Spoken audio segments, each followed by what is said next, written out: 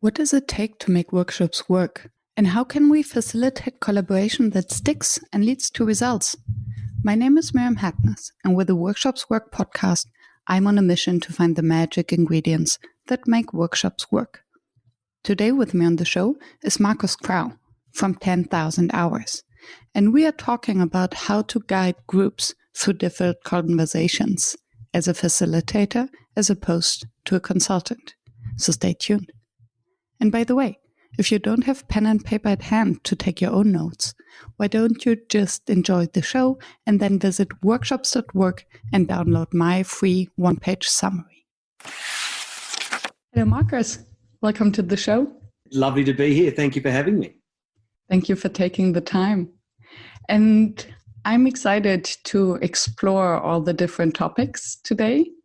And I usually start to kick off the conversation with the question, when did you start calling yourself a facilitator? And actually, do you call yourself a facilitator? Yeah, well, it's funny. I've used that term on and off through a period of time, which I suppose it's May of 1997. So that will be 23 years, effectively kind of now, when I first stood up in front of a group of people and, was getting paid to do that job. At what was then known as a consultant. The word they used at the firm was consultant. I think it was a bit of a too general a term, but we trained workshops. So corporate facilitator, I suppose, started to get used as a term for a little period there. The word was corporate coach, which never sat well with me. And now I'm entirely comfortable using the F word and saying, facilitation. I love it. I'm very, very, very comfortable with that term. So what does it mean for you to be a facilitator, especially in contrast to a coach or a consultant?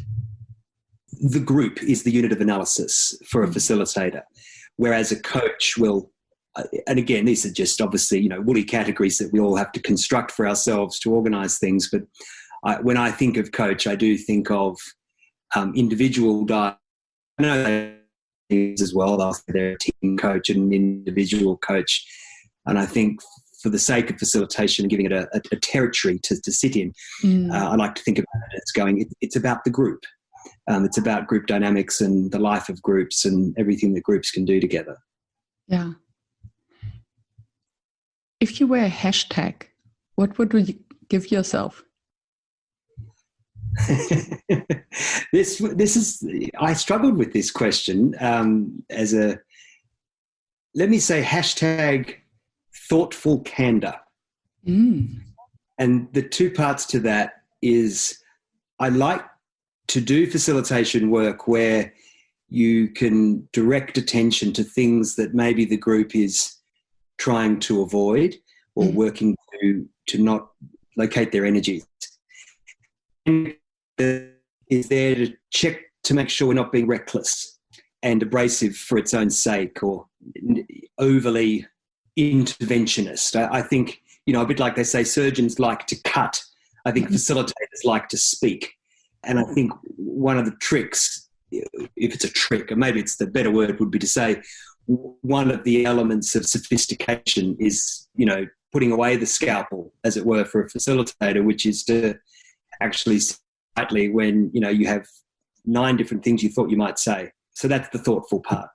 And that's maybe also the difference between the consultant and the facilitator, that the consultant is there to speak and the facilitator is there to listen.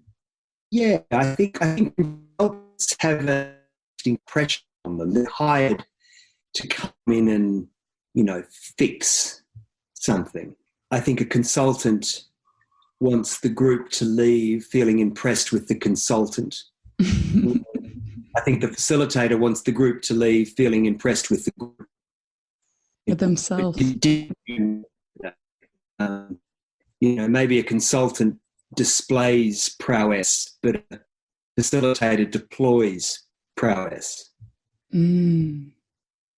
So how do you help the group to really experience this moving forward and benefiting from the group dynamics, from the collective intelligence? What is your magic trick?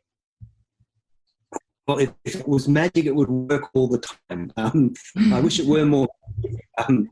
But it's to spend a little bit of time calling the group's attention to the present. If you think about the management discourse, the popular narrative in, let's call it the dominant discourse. And by dominant, I mean, pick up most bookshelves in most bookstores, you will find a story of prediction and control. The idea that, this character in an organization can somehow stand somewhere that's outside the thing that they're part of, which is the first fantasy. Somehow they can get out of the thing that they're in and they can look back at it. And then when they look back at it, they can render a sort of a beautiful diagnosis. Well, here's the situation. Here's the problem. And then they're able to come up with a magnificent future and they can design a beautiful future state. And then the third part of the fantasy is to say, and then we will flawlessly execute, this kind of thing. And when they're doing that, you'll notice what the time periods that management loves is the past and the future.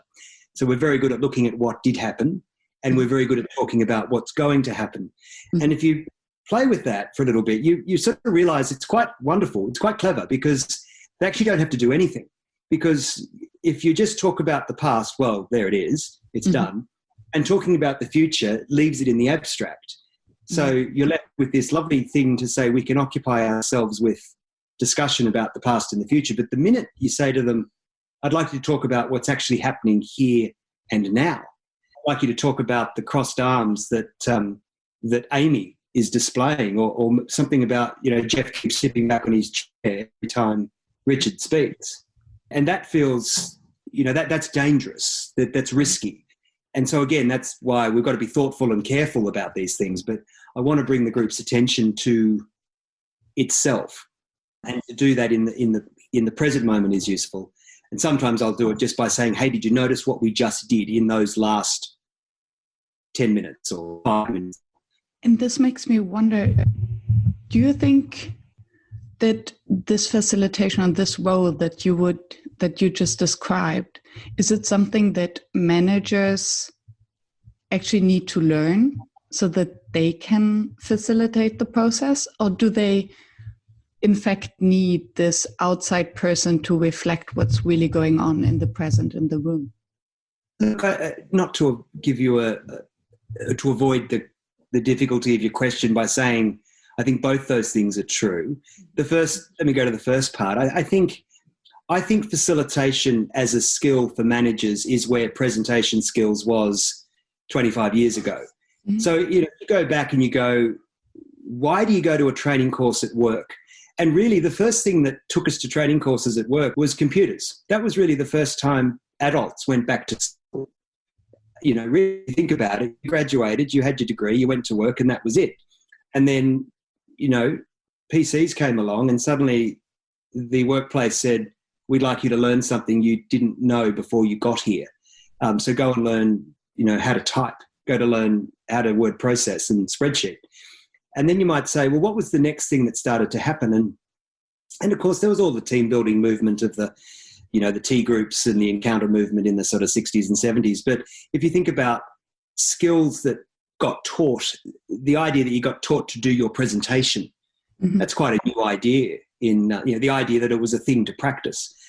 And it's quite commonplace these days, of course. I think facilitation skills is at the same place now as presentation skills was then, which is an emerging idea that says, as a manager or leader, you need to know how to wrestle groups and work with groups.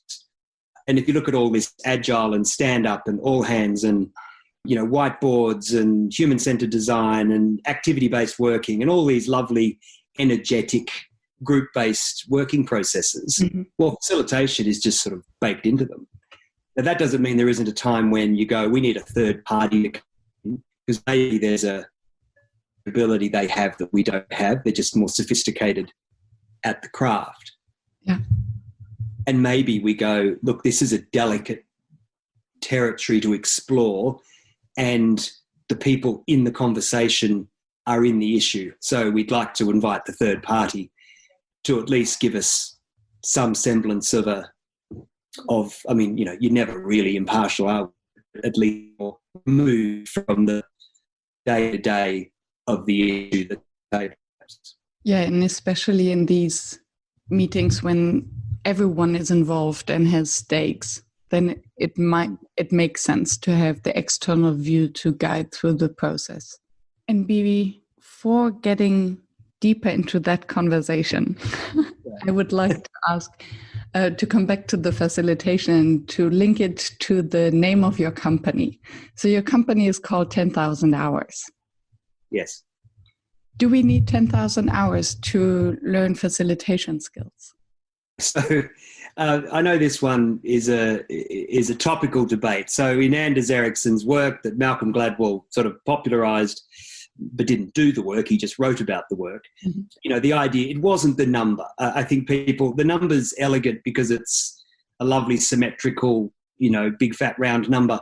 But the important point in the work was that it was what happened during those hours, which was the deliberate practice, which was to, work on the edge of your competence. So go to what you can do and then push out a little further and get some feedback and correct yourself and do repetitions. And it's effortful and it's arduous and it's typically not fun. So if you think about that, Mihaly Csikszentmihalyi's concept of flow, deliberate practice is just a bit further out from that. Mm-hmm. So you're not swept up and absorbed. You're sore, you're irritated, you're frustrated, you're witnessing your own inability.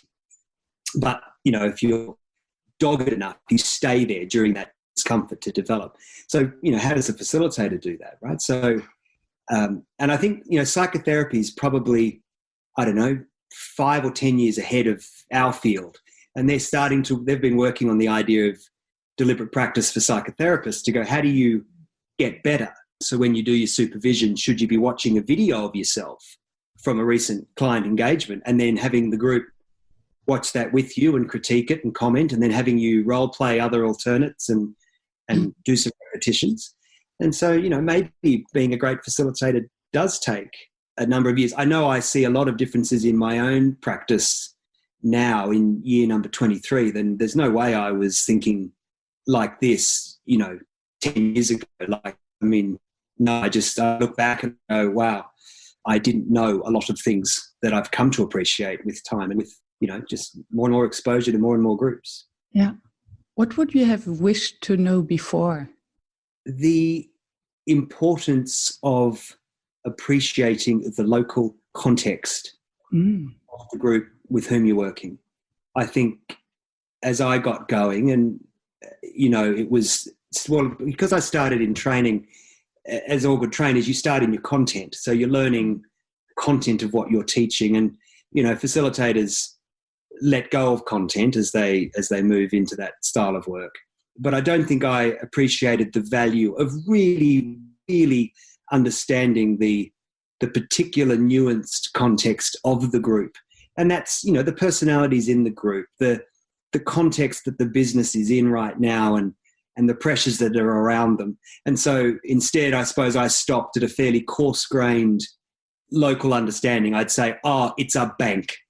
I'd go, okay, I'll think in terms of bank. And you might say, it's a sales team in a bank. Okay, well, that'll tell us enough. Instead of going all the way down to going, this is Alison's team. Alison's been here for 3 years. She's got a very demanding set of goals to achieve. There's a lot of pressure on her. She's got a couple of high performers that don't get along. She's got an IT transformation that's taking people out of her team, which is making it hard for, I'm giving you a mock example, but to really appreciate all of that local context, I think that makes a big difference. Yeah, this makes a lot of sense. So how do you prepare yourself then for these kind of facilitation, let's say high stakes meetings in this very specific local context? Yeah, look, there's a couple of things I like to do, and you can't always do them. And it depends, again, on the characters on the side of the client. So obviously we'll have and it depends how it's come about. So sometimes, we'll have a relationship with somebody in the organisation who'll say, look, I want you to work with James's team. James doesn't know you, but I know you, and I think you'd be great to work with James's team, for example. so I need you to meet James. And oftentimes I keep working with the example of James. He has a meeting with us and we call it the two heads meeting. Mm-hmm. And we call it that because he's actually just checking to see if we have two heads. The meeting is over in 30 seconds. Mm-hmm. We sit down and we have a quick conversation. And often in these days, and I don't know, it depends on my mood on the day, but I'll often say, is this the meeting where you're just checking if I've got two heads? And he's like, yeah, it is. I'm just trying to make sure I'm not going to look like an idiot if I put you in front of my team. So that's like a bare minimum of, and that's him curating, right? He hasn't got time to meet the entire marketplace of facilitation. So he takes a curated shortlist and then he just checks that it's going to be fine. But what I would like to do in that situation is, hold him in it a bit and say, tell me how you feel about what we're trying to do next week or, with this upcoming session. Tell me about the personalities that are in the room and tell me who I might want to speak to. And maybe you want me to speak to them because you want me to know what they think in advance of the session. Mm-hmm. And maybe you want me to speak to them because you want them to feel consulted.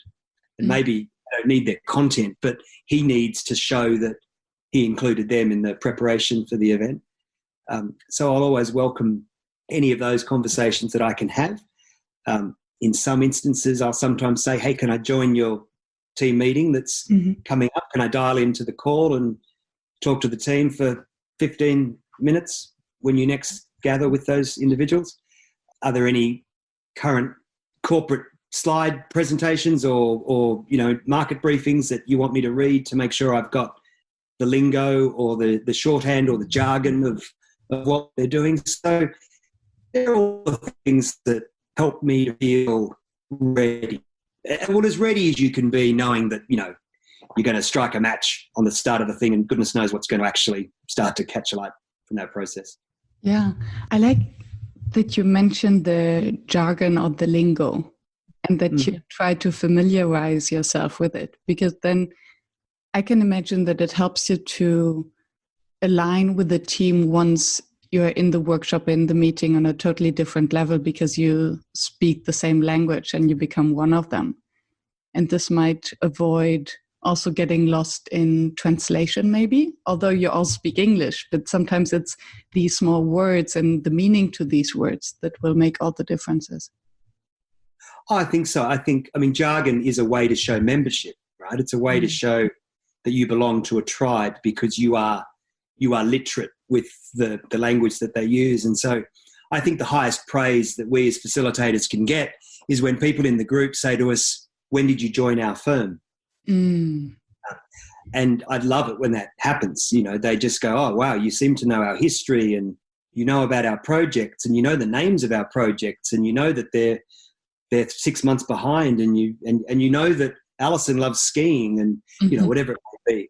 That's I think that's priceless, because that's when they know you did your homework, because they know you can't just make that up. You can't guess that. So they go, all right, I think that says you're taking this pretty seriously. We appreciate that we're significant enough for you to have taken the time to come to understand our particular local idioms and practices. Yeah, and it basically sets the first level of trust that they will then also join the process that you designed for them and trust you to guide them through this difficult conversation or whatever it is they called you for. Yeah, I hope so. I want them to feel, which is genuine. I'm not trying to confect anything. I am genuinely excited to be working with them and the privilege of coming inside their most intimate conversations as a group.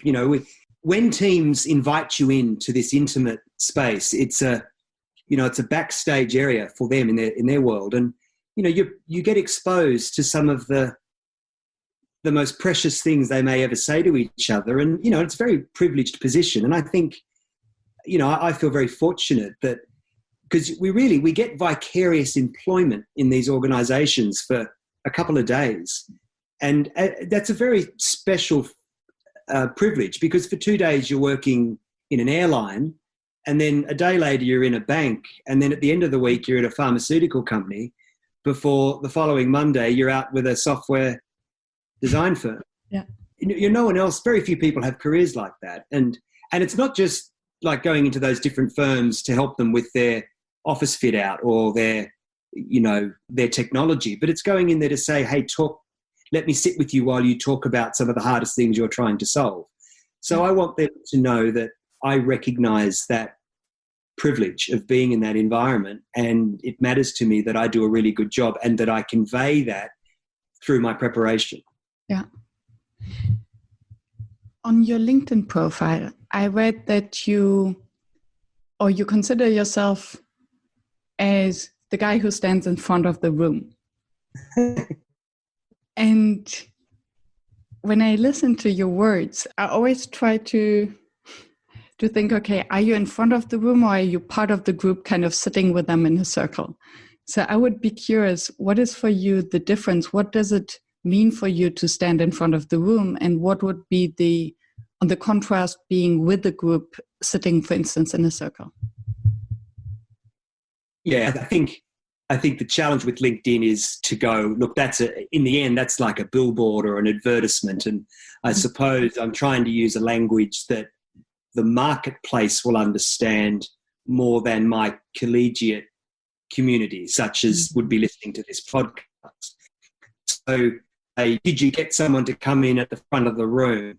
They're thinking third-party facilitator. They go, yeah, that guy who comes in and up the front there.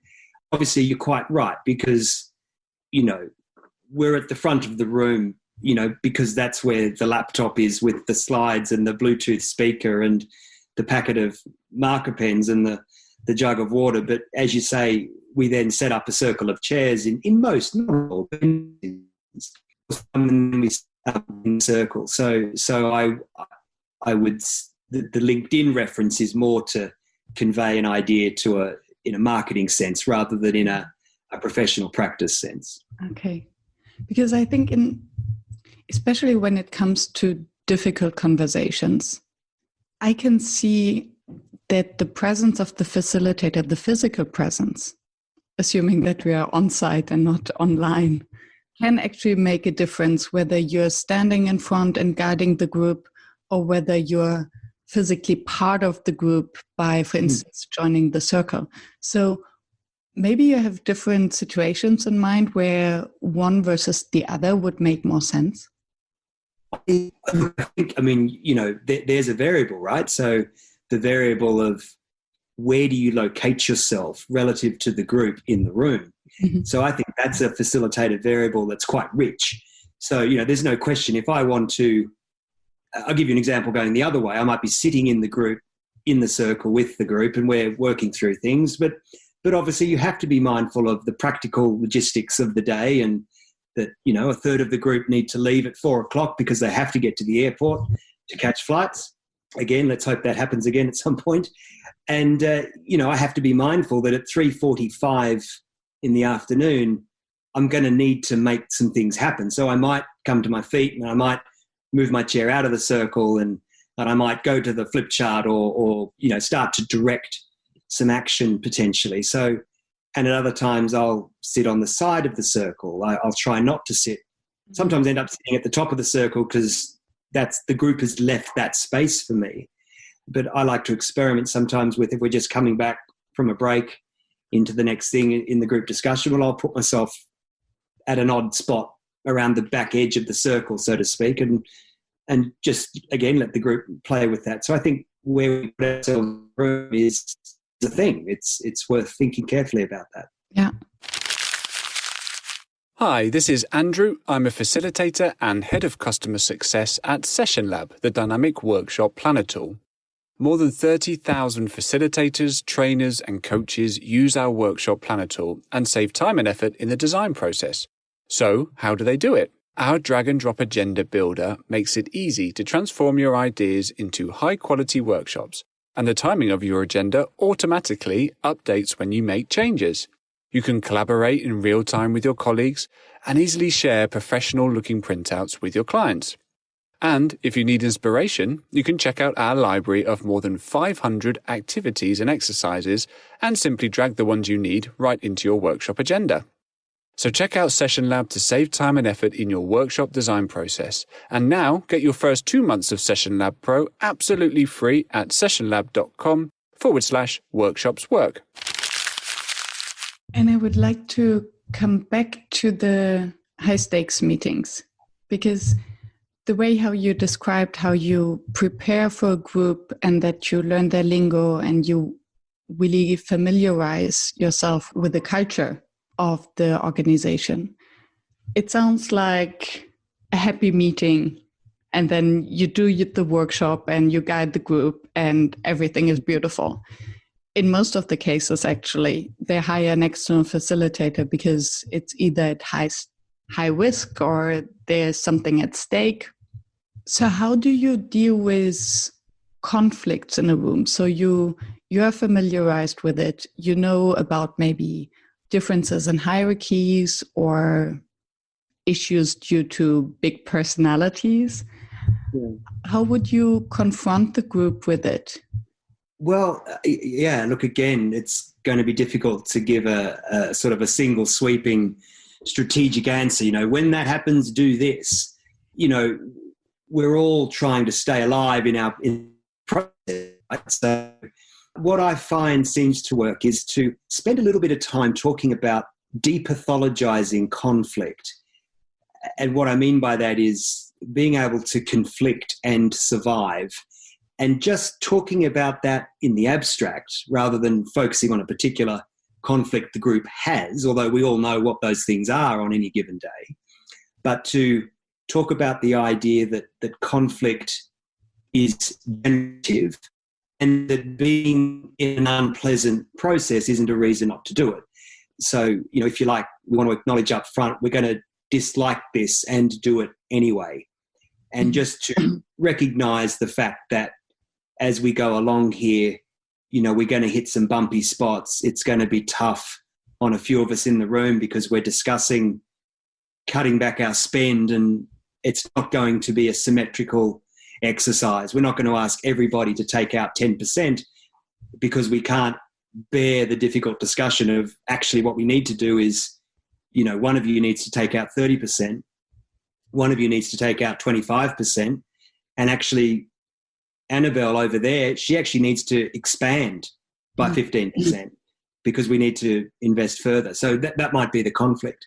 So we've got to talk about it in the abstract, talk about it safely before we then get into something particular to the group. Mm.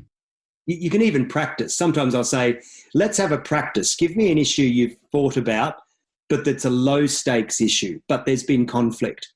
Mm. And these often gets the group laughing because we might say, yes, well, we can never agree on where to have the Christmas party, for example, right? So we pick something deliberately low stakes, but they do have different opinions on it. And then I'll just put a clock on the floor, a bit like even the clock you have on your website, right? And say, all right, let's spend 10 minutes discussing the venue for the Christmas party. Should it be a harbour cruise or should we do a picnic on the beach? Assuming anyone does a Christmas party this year, but let's say. And then the group then wrestles in and they play around and we're just practicing arguing, I suppose. And so some groups need that more than others if they don't know how to conflict safely. But then we'll go then to the more contentious work. So what does it mean to conflict safely? Well, you've got two things at play, right? There's safety and then there's challenge. Mm-hmm. So if we're going to learn, we have to feel safe enough to take the risks that the learning's asking us to take. So put that into the sense of anything, say a gross motor skill like water skiing or riding a bike, something that takes physical coordination and, typically none of us do it straight away first time. We take a bit to get there. We have to feel safe enough that we can expose ourselves to the risk of falling off the bike or, falling in the water. And part of, if it's water skiing, well, we know that the boat's going to turn around and come back and get us. And we're wearing a vest which will keep us floating. And hopefully we're confident that the water is, not full of threatening things. So then come back to a facilitation. We have to spend a bit of time working out safety. And then we have to figure a challenge we're going to try and take on. But I don't want to present a in this conversation here, the idea that this is foolproof. There's always risk. Mm-hmm. There's always danger. And I think it's helpful to talk about that instead of pretending that our technique can do away with the danger of this. Like parents says, thinking is dangerous. Yeah. That's what we don't like doing it. It can upset everything if we actually stop and think about things. So we'll often talk about we're going to do some dangerous work here. We're going to think about how we do what we do. So how do you then bridge the gap between this low risk conflict scenario, for instance, the location of the Christmas party, to then bridge it to the higher risk? Would this mean that the group dynamic in dealing with the conflict follows a similar pattern, whether it's relevant or irrelevant? Tell me more about the question, relevant pattern? When I imagine having a conversation about conflict around the Christmas party location, then maybe the patterns that the group takes in discussing this conflict are the same, whether it's the Christmas party or the bonus scheme, for instance. Okay. Yeah, good one. Yeah. So is this your underlying assumption, that the patterns are similar and then you can bridge from the low stake to the high stake? Or what would be your strategy to then move towards the more difficult conversation? I see. No, the underlying assumption isn't one of a replicable pattern. The underlying assumption takes from the skill acquisition literature in deliberate practice, which says your third one is going to be better than your first one. Your fifth one is going to be better than your third one. And your eighth one is going to be better than your fifth one.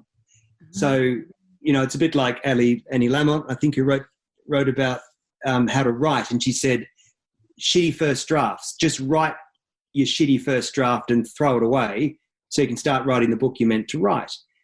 And we'll use that with the group because we'll say, look, don't confuse, and pardon my language, but don't confuse this is shit with we are shit at it. And you need to separate the merit of the approach with your competence with the approach. Much like falling off a bike and then saying bikes are shit. You go, no, they're not. You're just not competent on the bike yet. Yeah. So now you can avoid bikes for your whole life if you want to, or you can say, let me have another go.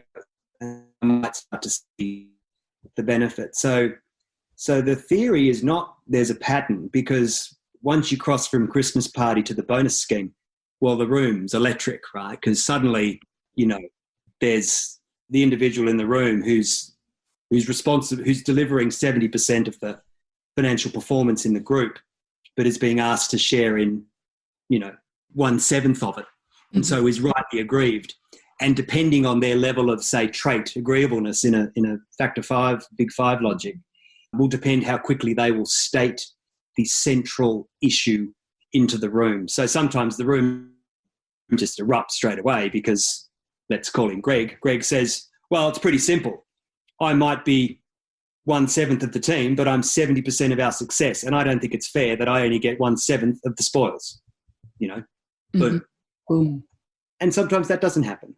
But what we can say is that we will get better at the arguments the more of them we have through time. Now I understand the name of your company again. So it's a deliberate practice of going through conflict work, whereas it's high stake or low stake. But this will get the group into the routine of going through a conflict.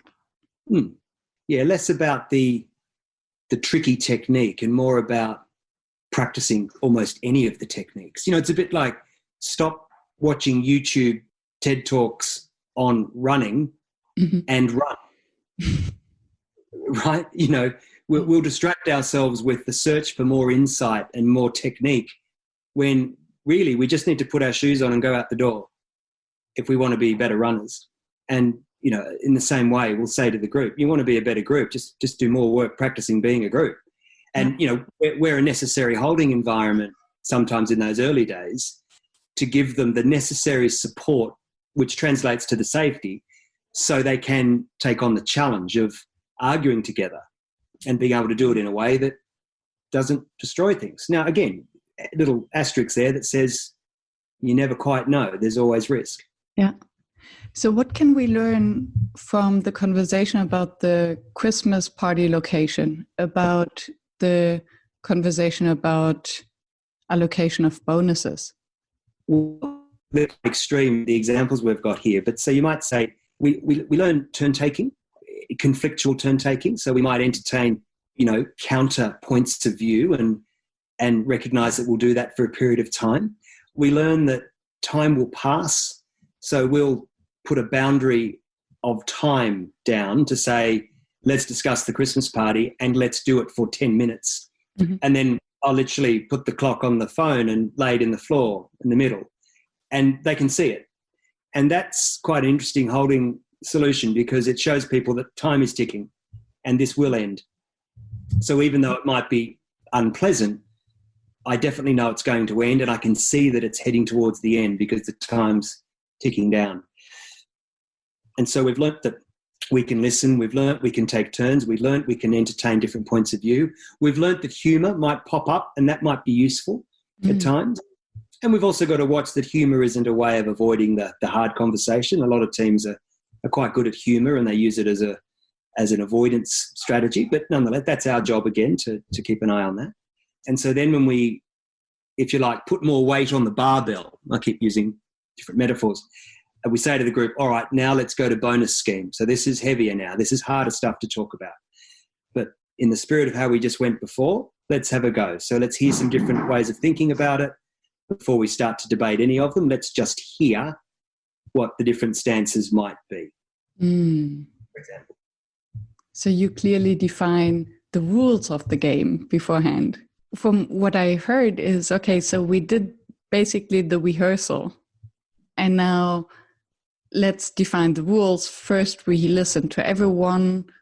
We hear what are the different stances or the different opinions, to then go deeper and discuss it. Yeah, I want to be clear. I want to make sure I haven't overstated the control there.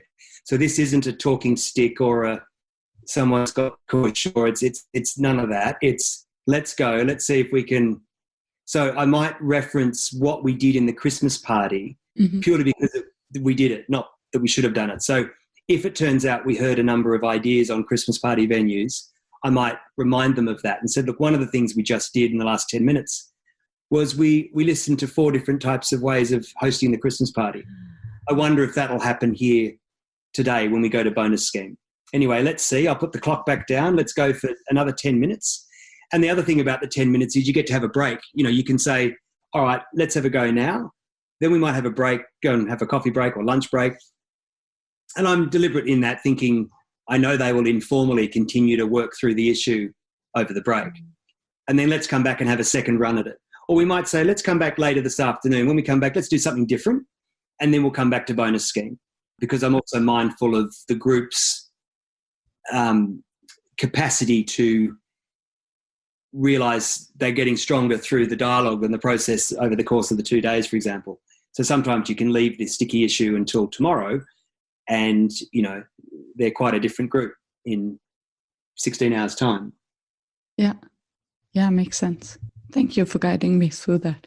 I think it's a very interesting way to approach it. According to you, what makes workshops fail? Well, again, frustrating answers I'm giving you. I don't think there's a single thing. I think there's a number of things. I'm glad that there's not a single question. Otherwise, I would only ask it once and then it's the end of the podcast. Yeah, that's right. Look, there's a couple of things, I think. The wrong people in the room, that's one that I've seen bring it down. So the wrong people can be, funny enough, most of the time I've seen this become an issue. It's that we've included too many people. And not just too many in number, but too many in terms of where we decide, we better have them. If we've got them, we're going to need to have them. And we can't really have them without having them. And I guess it's like a wedding or something, once you start to invite a cousin, or you've got to have all the cousins and this kind of thing. So when it's the wrong people, it's often not that there are people missing. It's that there are people present that are frustrating the group's ability, I suppose. I've seen that happen, the wrong people, which is interesting, the whole inclusion thing that gets talked about at the moment, which I think is interesting because it makes no mention of exclusion, but it's impossible to discuss inclusion without simultaneously practicing exclusion. You know, how do you do that? Absolutely. I totally agree. And also, I think that the over-inclusion of people, especially in workshops or meetings, is usually a sign of avoiding conflict. Yes. You don't want to have the conversation. You don't want to be clear and specific enough about the purpose. Because otherwise, if you're clear about the purpose, and I think that's something that Priya Parker writes in her book, The Art of Gathering, in a brilliant way. If you're very clear on the purpose, then you must be, or by definition, you will be clear on who needs to be in the room then, who's the participant. So if you start over-inviting, this means that you don't want to tell anyone that they actually don't belong. So you're avoiding conflict. So you're not clear on the purpose. And then this may put the entire gathering at risk. Yeah, I sorry to cut you off there. I think it's weaponized inclusion. So people are using it as a way to say, well, you have to include, you know, and it's just where do you draw? You have to draw a line. So that can be a thing that brings workshops down. I think, well, you can have incompetent facilitation, and I'm remembering myself from, well, a long time ago, thankfully, but I just didn't appreciate. I was trying to get the group to do something that we'd agreed in a planning process before the session, and I should have abandoned it.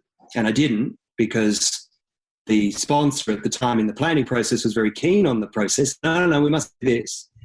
And I thought I was meeting her need by, you know, persisting with something that the group clearly wasn't engaged in.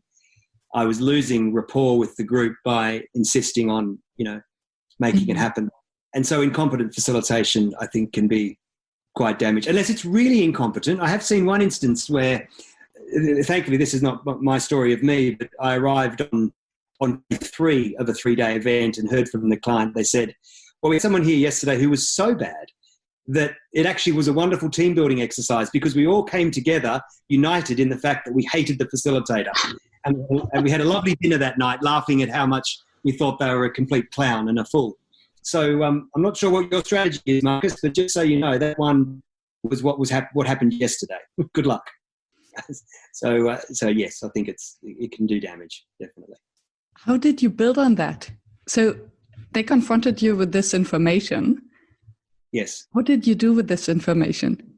Well, look, and this might speak to my temperament. I quite like to try to find a couple of risks I can take with the group in service of winning a rapport with them. So, you know, I'll use edgy language. I'll use a story that's close to home for them. It might be a slightly embarrassing event in the firm's history that, we don't really talk about that, but it's kind of funny. For example, that can be useful, like a project that didn't work so well. And so in this instance, I used it. And so one of the things that they had complained about was the 80s dance music that was getting played. And I just asked, I said, by any chance, can you tell me exactly or specifically something that was used? And I just put that music on when they came into the room. Hilarious. And they came into the room and there was a giggling and they weren't quite sure because they were trying to, so obviously some in the room were going, I know what he's doing. He's trying to do yesterday. And others in the room weren't sure and just started laughing, thinking, oh my God, here we go again. And so I just used that as my opening gambit. So once they all settled down, I then said, I thought I'd just redo yesterday. It seemed to go so well. And they, the group laughs, we talk about it and on from there.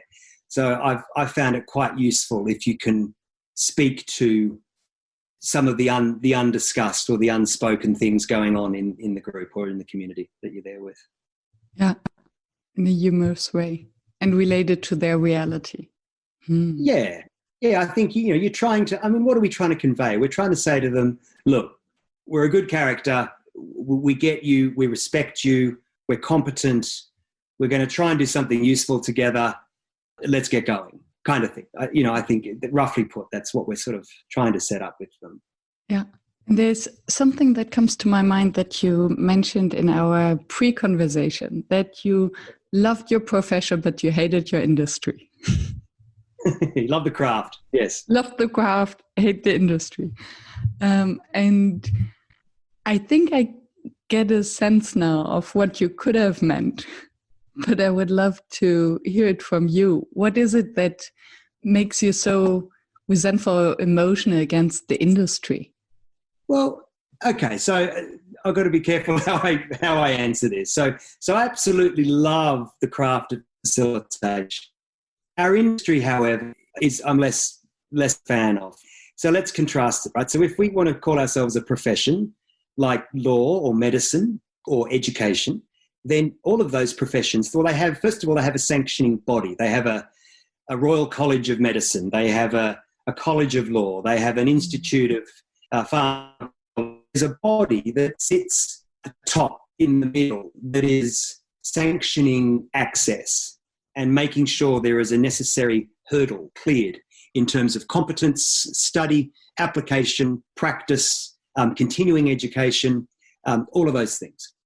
We have none of that, right? So facilitation does not have the Royal College of Facilitation or the Institute of Facilitators. Now, I say that, I know there is an association, International Association of Facilitators.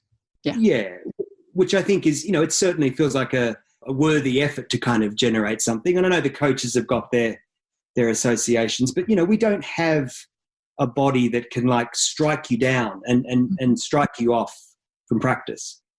What does that mean? Well, that means that anyone can play. Now, you might say that's lovely and democratic and open access, and isn't that wonderful? But it also means that our clients can hire one of us and be exposed to a very wide range of professional competence. Whereas when you hire a cardiac surgeon, you know roughly that there is a minimum threshold there that means they're obviously demonstrated their competence and prowess for a sustained period of time before they're allowed to operate on you or me. Now, how do we know this might be true?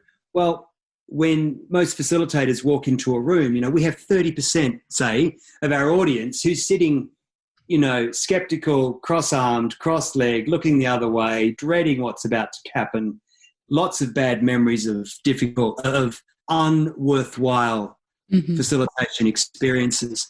And I don't think that happens for vets. I don't think 30% of dogs see the vet and go, oh, God, not another bloody vet. Or 30% of dentists or 30% of, lawyers. You might say, I don't like hanging out with my lawyer. Yeah. But that's a different thing to saying you're useless at your work of being a lawyer.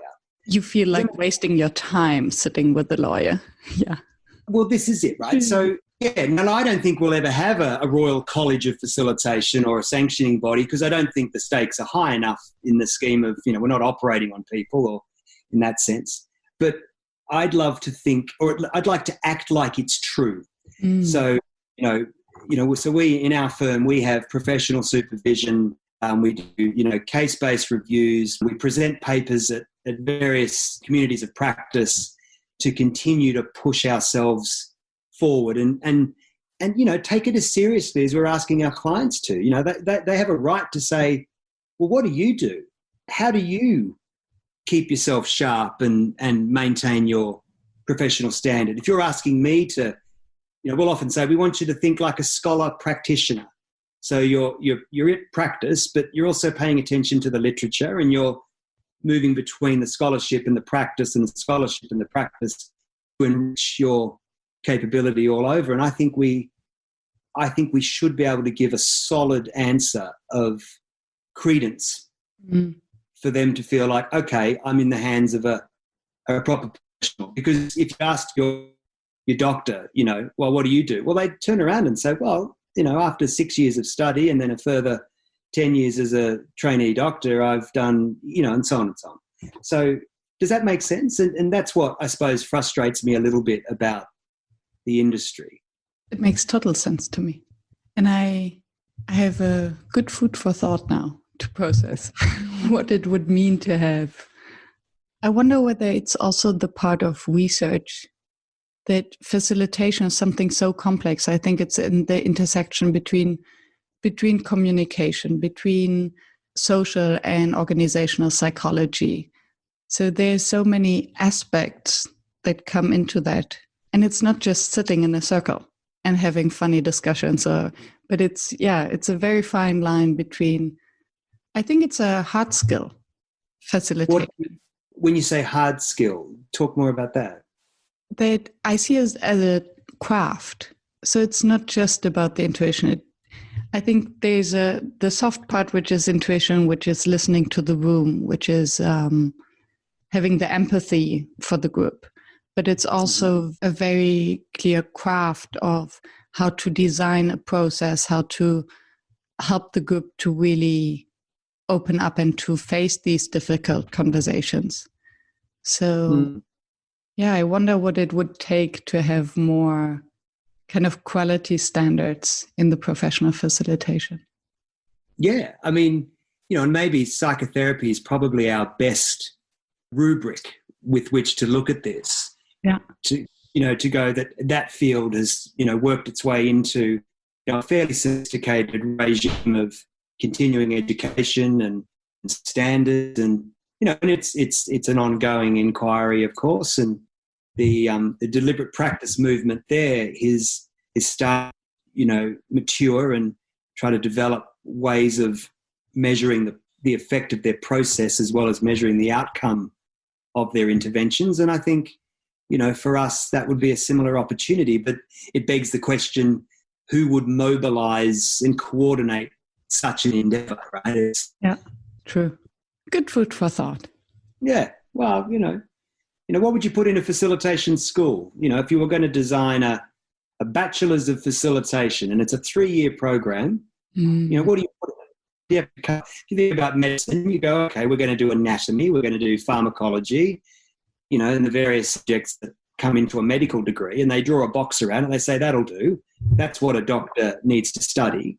Well, the thought experiment of, what would be the equivalent set of subjects that would sit in a bachelor's of facilitation or a master's of facilitation? Love the question. And I think this would be an entire episode as such. Yeah, it could be. Yeah. So, and I will just give it back to the audience to think about it and hopefully have a nice conversation trigger.